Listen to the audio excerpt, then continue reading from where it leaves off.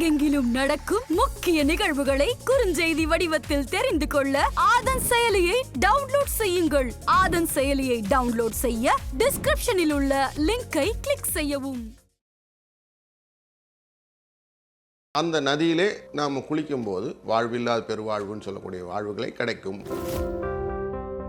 இதுக்கப்புறம் 2146 தான் நமக்கு வரப்போகுது. 144 வருஷம் அப்புறம் வரப்போதா இப்போ வந்துட்டு சொல்லுவது பயங்கர கிரௌடா இருக்கு. எல்லாரும் மொத்தமா போய் இறங்குறாங்க. நான் பார்த்த வரைக்கும் அப்படி இல்லை. ஒரு 15-20 நிமிஷம் நாங்கள்லாம் நின்று பூஜை எல்லாம் பண்ணிட்டு தான் குளிச்சுட்டு வந்தோம். எந்த விதமான பாதிப்பும் இல்லை. ராமேஸ்வரம் போய் மண் எடுத்துக்கிட்டு வந்து அந்த மண்ணை நாங்கள் அங்கே பூஜை பண்ணி அதை சங்கமத்தில் கரைத்து விட்டு இந்த புனித நீர் ஆடிட்டு வர்றதுனால வாழ்க்கையில என்னென்ன மாதிரியான மாற்றங்கள்லாம் ஏற்படும் சார்? நீரை நீங்கள் எவ்வளவு தூரம் தொழுகிறீர்களோ அவ்வளவு தூரம் உங்கள் வாழ்க்கை முன்னேறும். ஏன்னா நம்ம உடம்புலேயே பாதி தண்ணியில் தான் இருக்கோம் இல்லையா. தண்ணியை புனிதமாக மதிக்க வேண்டும் அப்படிங்கிறது தான் நம்மளுடைய பேசிக் சனாதனத்துடைய அடிப்படை.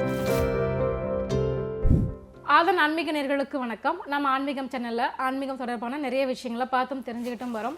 அதன் மூலமா நமக்கு நிறைய தீர்வுகளும் தெளிவுகளும் கிடைச்சிருக்கு. அந்த வகையில இன்னைக்கு நம்ம கூட இணைஞ்சிருக்கிறாங்க financial astrologer doctor KR Ramesh அவர்கள். வாருங்கள் பேசுவோம். வணக்கம் சார். வணக்கம் அம்மா.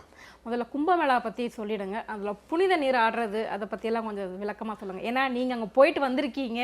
ஸோ அந்த அனுபவங்களை எங்கள் கூட ஷேர் பண்ணிக்கோங்க. இப்போது கும்பமேளா அப்படின்னா என்னன்னு முதல்ல சொல்லிடுறேன். கும்பம்னா கலசம். பார்க்கடலை கடையிற போது அமிர்தத்தை ஒரு கலசத்தில் வாங்கிக்கிறாங்க. அந்த கலசத்துலேருந்து ஒரு 4 துளி அமிர்தம் சிந்தின இடங்கள் அப்படின்னு சொல்லக்கூடியது நாசிக், ஹரித்வார், உஜ்ஜயினி, பிரயாக் அப்படிங்கிற 4 இடத்துல சிந்திடுது. இந்த 4 இடத்துல சிந்தினதுனால அந்த நதி யமுனை, கங்கா அண்ட் சரஸ்வதி 3 கலந்த நதிகள்லாம் இங்கே போயின்ட்டுருக்கு. இந்த நதி நீரில் அது சிந்தி விட்டது. அந்த நதியிலே நாம் குளிக்கும்போது அந்த புனிதத்தன்மை, அமிர்தத்துடைய தன்மை, வாழ்வில்லாத பெருவாழ்வுன்னு சொல்லக்கூடிய வாழ்வுகளை கிடைக்கும் அப்படிங்கிற நம்பிக்கை தொன்று இருக்குது நமக்கு. இது 3 வருஷத்துக்கு ஒரு வாட்டி ஒரு இடத்துல கும்பமேளா நடக்கும். ஹரித்வாரில் நடக்குன்னா அடுத்து நாசிக்கில் நடக்கும், அப்புறம் உஜ்ஜைன் நடக்கும், அப்புறம் கடைசியாக இந்த பிரயாக்ராஜில் நடக்கும். அப்போ 4 3 12 ஆகிடும். இந்த 12 வருஷம் ஒரு சைக்கிள். இந்த மாதிரி 12 ஆச்சுன்னா 144. இந்த 12 முடிஞ்சது தான் இந்த 144 2025. இதுக்கப்புறம் 2146 தான் நமக்கு வரப்போகுது. அப்போது 144 வருஷம் அப்புறம் வரப்போதா இப்போ வந்துட்டு சொல்லுவது முன்னெல்லாம் மீடியா இல்லை, ஹைப் இல்லை. இப்போ மீடியா இருக்கிறதுனால எல்லாருக்கும் தெரியுது, சரி போகலான்னு போகிறாங்க. அவ்வளோதான் பேசிக் ஐடியா. அதில் அந்த கும்பமேளாங்கிற சங்கமம் அப்படின்னு சொல்லக்கூடிய இந்த 3 நதிகள், ஒரு நதி தெரியா போகிறதில்ல, சரஸ்வதி. நான் சொல்ல யமுனையும் தெரியும், கங்காவும் கலந்தது அந்த நதியை தெரியும். அப்போது அந்த 3 நதியோட சங்கமுக்குரிய ஏரியா வந்து 16 கிலோமீட்டருக்குள்ளே இருக்கும். இதுக்குள்ளே சங்கமிச்சிருக்கிற ஒரு இடம் பார்க்கலாம். அந்த இடத்துல தான் இந்த மொத்த ஜனங்களும் போய் நம்ம ஸ்நானம் பண்ணிவிட்டு வெளியில் வந்து அந்த கங்கை நீரை புனித நீராக எடுத்து வந்திருக்கிறோம். அந்த புனிதத்தன்மை கரெக்டாக இருக்கா அப்படிங்கிறதுல நிறைய சயின்டிஃபிக் எஃபெக்ட்லாம் பார்த்துட்டாங்க. கன்ஃபார்மாக இருக்குது, அதில் எந்த பாக்டீரியாவும் இல்லை, க்ளீனாக இருக்குதுன்னு சொல்லிட்டாங்க. இதே நீங்கள் டைரெக்டாக வாரணாசியில் கங்கையில் வருணன் அப்படிங்கிற நதியும் அசி என்ற நதியும் கலந்து தான் வாரணாசின்னு பேர் கங்கைக்கு, காசிக்கு. அந்த இடத்துல நீங்கள் கங்கை தண்ணி எடுத்து நீங்கள் பார்த்தீங்கன்னா அது கொஞ்சம் இம்ப்யூரிஃபைடாக இருக்கும். அதனால் கங்கை தண்ணி பாவ தண்ணின்னு கூட ஒரு வார்த்தை கூட கொடுப்பாங்க. ஏன்னா அங்கே கலந்து வருது. இங்கே 3 தண்ணியும் கலந்து வரும்போதும் இங்கே அந்த மாஸ் அப்படிங்கிற போது அங்கே வந்து உங்களுக்கு அந்த புனிதத்தன்மை கிடவில்லை அப்படின்னு பார்க்குறாங்க. அப்போ அந்த டென்சிட்டி செக் பண்ணி பார்க்கும்போதும் இந்த கும்பமேளா டயத்தில் டெஸ்ட் பண்ணின எஃபர்ட், சயின்ஸ் எஃபர்ட் சொல்கிறாங்க. இப்போ இன்னும் பியூரிஃபைடு நல்லா இருக்குது, இம்ப்யூரிஃபிகேஷன் இல்லை, நல்லாவே இருக்குது, அதில் நிறைய மாலிகூல்ஸ் ஜாஸ்தி கிடச்சிருக்குன்னு தான் நிறைய ஸ்டேட்மெண்ட்லாம் பார்க்குறோம். அப்போது நிறைய விஷயங்கள் நல்லது நடக்கிறதுக்கான வாய்ப்புகள் அங்கே இருக்குதுன்னு வச்சுக்கிறதுனால ஜனங்க அந்த நம்பிக்கையின் அடிப்படையில் ஜனங்க போகிறாங்க அப்படிங்கிறது ஒரு எபிசோடை நம்ம மைண்டில் வச்சுக்கலாம். மோஸ்ட்டு 50% ஆஃப் த பாப்புலேஷன் அப்படின்னு சொல்லலாம். அவ்வளோ பேர் அங்கே ரீச் ஆகிட்டோம் அப்படின்னா அப்போ எவ்வளோ க்ரௌடு இருக்கும் அப்படின்னா அந்த உத்தரப்பிரதேஷோடைய கவர்மெண்ட், ஆதித்ய யோகி அவருடைய கீழே இருக்கக்கூடிய கவர்மெண்ட் எப்படி ஹேண்டில் பண்ணிட்டுங்கிறத பார்க்கணும். அதுதான் அங்கே ட்ரெமெண்டஸ் திங். கரெக்டாக பண்ணியிருக்காங்க. எப்படி பண்ணியிருக்காங்க, எல்லாம் செக்டார் வைஸ் பிரிச்சுட்டாங்க. நீங்கள் எப்படி போனாலும் 4 ஸ்டேஷன் பிரயாக்ராஜில் இருக்குது. 4 ஸ்டேஷன்லேயுமே உங்களை வெளியில் க்ளீனாக கொண்டு வந்து விட்டுட்டு அங்கேருந்து நிறைய டிரான்ஸ்போர்ட்டேஷன்ஸ் இருக்குது. மோடஸ் அப்பரண்டி ஃபார் பைக்கில் போகலாம், ஆட்டோவில் போகலாம், என்ன மோடு உங்களுக்கு முடிக்குமோ அந்த போர்டில் நீங்கள் போகலாம், இல்லை நடந்து போகிறதா நடந்து போகலாம் அப்படின்ட்டாங்க. நடந்து போகிறவங்களே தனியாக பாதையெல்லாம் கொடுத்துருந்தாங்க. அது தவிர கங்கை மேலேயே நிறைய பிளாட்ஃபார்ம்ஸ் போட்டிருந்தாங்க. அந்த பிளாட்ஃபார்மில் அதாவது ஒரு பிளாட்ஃபார்ம் போகிறதுக்குன்னா இன்னொரு பிளாட்ஃபார்ம் வரதுக்கு, இன்னொரு பிளாட்ஃபார்ம் வண்டி போகிறதுக்குன்னா இன்னொரு பிளாட்ஃபார்ம் வண்டி ரிட்டர்ன் வரதுக்குன்னு ஒன்று பிரிச்சுட்டாங்க.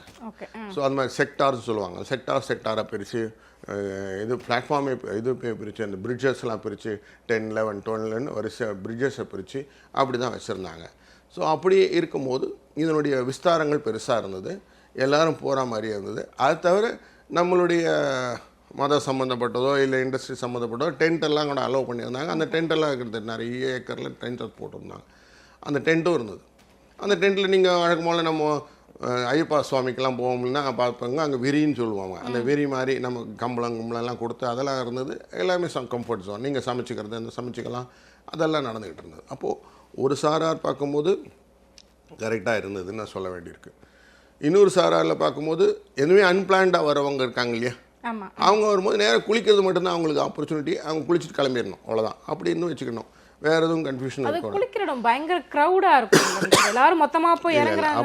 அப்படிலாம் இல்லை, நான் பார்த்த வரைக்கும் அப்படி இல்லை. ஏன்னா நான் காலையில் 2:45 மணிக்கு நான் அங்கே ஸ்நானத்துக்கு போயிருந்தேன்.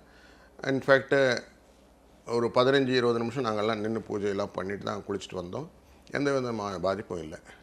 இன்ஃபேக்ட் போலீஸ்லாம் இருந்தாங்க, அனௌன்ஸ்மெண்ட் கொடுத்துட்டு இருந்தாங்க, ஃபெட் லைட்லாம் இருந்தது, நல்ல லைட் ஃபெசிலிட்டிலாம் இருந்தது, வாட்டரும் ரொம்ப பியூரிஃபைடாக இருந்தது, எந்த கிளஸ்டரும் இல்லை. நாங்கள் எந்த விதத்துலையும் இவங்க சொல்கிற மாதிரி இந்த கிளஸ்டர்ஸ்லாம் பார்க்கல, க்ளீனாக தான் இருந்தது. அந்த தண்ணி தான் எடுத்துகிட்டு வந்தோம், எல்லாம் நல்லா தான் இருக்குது, அதெல்லாம் ஒன்றும் பிரச்சனை இல்லை. எங்களுக்கு ஆச்சரியம், இவ்வளோ க்ரௌடில் எப்படி இதெல்லாம் பியூராக வச்சுருக்கிறாங்கன்னு ரியலாக ஆச்சரியப்பட வேண்டிய விஷயமாக தான் இருந்தது. எல்லா இடத்துலையும் பேரல் பேரிகேட்ஸ்னு சொல்லுவாங்க, பேரலாக போட்டு கரெக்டாக நிறுத்தி வச்சுருந்தாங்க. அந்த பேரல் கொஞ்சம் அப்படி ஃப்ளோட் பண்ணுற மாதிரி வச்சுருந்தாங்க, தண்ணி உள்ளே வரும், தண்ணி வெளியில் போகிற மாதிரி வச்சுருந்தாங்க. தண்ணி அப்பப்போ வெளியில் போயிட்டே தான் இருந்துச்சு, எந்த விதத்துலையும் கன்ஃபியூஷன் இல்லை. அதான் சொன்னேன், அன்பிளான்டாக இருக்கிற க்ரௌட் அப்படின்னு ஒன்று இருக்கு இல்லையா, எதுவுமே கொஞ்சம் கிளஸ்டராக போய் பண்ணியே பழகினாங்க. அவங்களுக்கு கொஞ்சம் கிளஸ்டர் தான் இருந்தது, அவங்கள மெயின்டைன் பண்ணிகிட்டு இருந்தாங்க. அவங்கள தனியாக வந்து மெயின்டைன் பண்ணி அவங்களுக்கும் குளிக்கிறது, எல்லாருமே குளிக்கிறதுக்கு அளவுனே 24/7 குளிச்சுட்டு இருந்தாங்க. இவ்வளோ நேரம் தான் குளிக்கணும்லாம் இல்லை, குளிச்சுட்டே இருந்தாங்க. போனவங்கலாம் குளித்தாங்க, ஒன்றும் ப்ராப்ளம் இல்லை. அதுவே தண்ணி எடுத்துகிட்டு போகிறதே எடுத்துகிட்டு போகலாம். என்ன ஏர்போர்ட்லேயே வரும்போது ஃப்ளைட்டில் எல்லாம் அலோவ் பண்ணல, கேனெல்லாம் அலோடு கிடையாது. வாட்டர் எப்பவுமே அலோவ் பண்ண மாட்டாங்க, இப்போ அலோவ் பண்ணல, அவ்வளோதான். அதில் சின்ன பாட்டிலில் தண்ணி வச்சு நம்ம இதில் எடுத்துகிட்டு வர மாதிரி இருந்தது. ட்ரெயினில் வரும்போது எடுத்துகிட்டு வரலான்ற நாங்கள் ட்ரெயினில் தான் போனேன், அதனால் ட்ரெயினில் எடுத்துகிட்டு வந்துட்டேன். அது இஷ்யூ கிடையாமல் போச்சு. அதனால் ஒரு நல்ல எபிசோடு தான் இது பிரயாக்ராஜ். இது அடுத்து வரக்கூடியது 144 வருஷம் டெஃபினட்டாக கொஸ்டின் மார்க் தான். இப்போ நான்லாம் இருக்க போகிறதுன்னு இல்லை தெரியாது, ஆனால் இந்த புண்ணியம் கிடைச்சா பாவம் கிடைச்சாலாம் தெரியாது. அந்த நல்ல அனுபவம் கிடைச்சது அப்படிங்கிறது தான் உண்மை. என்ன கோவிலா சார் அங்கே போய்ட்டு சாமி கும்பிட்டுட்டு அப்போதமா புனித நீர் ப்ரொசீஜர்? ஆக்சுவலி இந்த திருவேணிக்கு போகும்போது காசி யாத்திரை அப்படிங்கிற ஒரு மெத்தடாலஜியில் போனோம்னா ராமேஸ்வரம் போய் மண் எடுத்துக்கிட்டு வந்து அந்த மண்ணை நாம் அங்கே பூஜை பண்ணி அதை சங்கமத்தில் கரைத்து விட்டு திருவேணி மாதவர் அப்படிங்கிற மாதவர் கோயிலுக்கு போய் அவரை வணங்கி விட்டு வீட்டில் இருக்கும் பெண்களும் ஆண்களும், அதாவது ஹஸ்பண்ட் ஒய்ஃபை போகும்போது அவங்களும் போய் அவங்களும் தலையில் முண்டைன்னு சொல்லக்கூடிய விஷயங்கள் பண்ணிக்கிட்டு குடுமி வச்சுட்டு அவங்க அவங்களும் தலைமுடியில் வெட்டி முரத்தியில் வந்து அந்த கண்ணாடி சீப்பு அதெல்லாம் வச்சு இந்த கங்கை மாதைக்கு விட்டு எங்களுடைய வாழ்வு சிறக்க வேண்டும் அப்படின்னு வேண்டிக்கிட்டு அப்புறம் சிவனுக்கு அபிஷேகம் செய்துவிட்டு இங்கே வந்து திருவேணி சங்கமத்துக்கு முடித்தவானே அங்கே தேவசமுடைய விஷயங்கள்லாம் பண்ணிவிட்டு திரும்பி வந்து இங்கே காசியில் தொடர்ந்து அந்த யாத்திரையை பண்ணுவது அப்படிங்கிறது தான் பேசிக் ஐடியா. இந்த க்ரௌடில் இதெல்லாம் பண்ண முடியாது. அப்படிங்கும்போது ஜஸ்ட்டு ஸ்நானம் மட்டும் பண்ணிட்டு வர்றது அப்படிங்கிறது, அந்த போய் சங்கமத்தில் போய் குளிச்சுட்டு வர்றது அப்படின்னு மட்டும் தான் பண்ண முடியும். அது பண்ணினாங்க எல்லோரும். ஸோ இந்த போயிட்டு வந்து இந்த கும்பமேளாவில் இந்த புனித நீராடிட்டு வர்றதுனால வாழ்க்கையில் என்னென்ன மாதிரியான மாற்றங்கள்லாம் ஏற்படும் சார்? இந்த புனித நீர் மட்டும் இல்லை, எங்கேயுமே காவேரியாக இருந்தாலும் சரி, நீங்கள் எந்த ஊரில் போய் நீங்கள் குளித்தாலும் சரி, புனித நதிகள் அப்படிங்கனாலே வேதத்திலே என்ன சொல்கிறதுனா முக்கியமானது நீர் அப்படிங்கிறது. நீரை நீங்கள் எவ்வளோ தூரம் தொழுகிறீர்களோ அவ்வளோ தூரம் உங்கள் வாழ்க்கை முன்னேறும் அப்படிங்கிறது. இதை நான் சயின்ஸாக சொல்லிக் கொடுக்கணும்னா, ஒரு தண்ணி கிளாஸ் பாட்டிலில் 2 டம்ளர் எடுத்து வச்சுக்கோங்க வீட்டில் எல்லாருமே. ஒரு இதில் ஐ ஹேட்டுன்னு ஒன்று எழுதுங்க, இன்னொன்று ஐ லவ்னு எழுதுங்க. ரெண்டுத்தையும் கொண்டு ஃப்ரிட்ஜில் வைங்க. இந்த ஹை ஹேட்டுன்ற தண்ணி எப்படி இருந்தது, ஹை லவ்ங்கிறத இந்த தண்ணி எப்படி இருந்ததுன்னு ஒரு 4 நாள் கழித்து எடுத்து பாருங்கள். டெஃபரெண்ட்டாக தண்ணி எவ்வளோ ஃபேக்டிஃபுல்லாக அதை புரிஞ்சுன்றதுன்னு பார்த்துக்கலாம். வெறும் எழுதினீங்க கிளாஸ் மேலே இருக்கிறது அவனாலும் உள்ளே இருக்கிற தண்ணிக்கு அந்த அர்த்தம் புரியுது அப்படிங்கிறது தான் அந்த தண்ணியுடைய நுணுப்பம். அப்படிப்பட்ட ஆபகா அப்படின்னு சொல்லுவோம். அந்த தண்ணிக்கு அவ்வளோ பெரிய விஷயங்கள் இருக்குது. ஏன்னா நம்ம உடம்புலேயே பாதி தண்ணியில் தான் இருக்கோம் இல்லையா? அதேமாதிரி முக்கால் விஷயம் தண்ணியில் தான் உலகமே இருக்குது. அப்படி அவ்வளோ விஷயங்கள் அந்த தண்ணியை புனிதமாக மதிக்க வேண்டும் அப்படிங்கிறது தான் நம்மளுடைய பேசிக் சனாதனத்துடைய அடிப்படை. அந்த சனாதன தர்மத்தின் பிரகாரம் தான் இந்த தண்ணியை வழிபடுது நம்ம முதல்ல வச்சுருக்கோம். அந்த புனிதம் அப்படின்னு சொல்கிறோம். அதனால தான் மாதா அப்படின்னு சொல்லிட்டோம். கங்கா மாதா, காவிரி மாதான்னு எல்லாம் மாதாவை தான் வச்சுருக்கோம். இன்ஃபேக்ட் இவர் சிவன் சொல்கிறார், பிரளயமே வந்து அழியும் போதும் நான் வாரணாசி நான் 3 சிவலிங்க நான் உன்னுடைய சூலத்தால் நிமித்தி விடுவேன், மேலே வச்சுப்பேன் அப்படிங்கிறார். அவ்வளோ பிடிக்குது அவருக்கு. அந்த இடத்த நான் நல்லா வச்சுக்கணும் அப்படிங்கிறார். அதனால் கங்கை தூக்கி தலையில் வச்சு விட்டார் அவர். ஸோ அப்படி வச்சுருந்த ரீசன் என்னென்னாக்கா, இந்த தண்ணி பிரளயமாக வரனாலும் நீங்கள் எப்போவுமே பெருநீலாக இருக்கணும். உங்களுக்கு எப்போவுமே கிடைக்கணும், எல்லாருக்கும் ஜனங்களுக்கு கிடைக்கணும். இந்த புனிதத்தன்மையை எல்லாருக்கும் வந்து சேரணும் அப்படிங்கிறது தான் அவங்களுடைய ஐடியா. அதனால் இது எப்போவுமே நல்ல விஷயங்களாக தான் நடந்து கொண்டு இருக்கும். கண்டிப்பாக சார். இவ்வளவு நேரம் எங்கள் கேள்விகளுக்கெல்லாம் ரொம்ப சிறப்பான பதில் சொன்னீங்க சார். ரொம்ப நன்றி. வணக்கம்.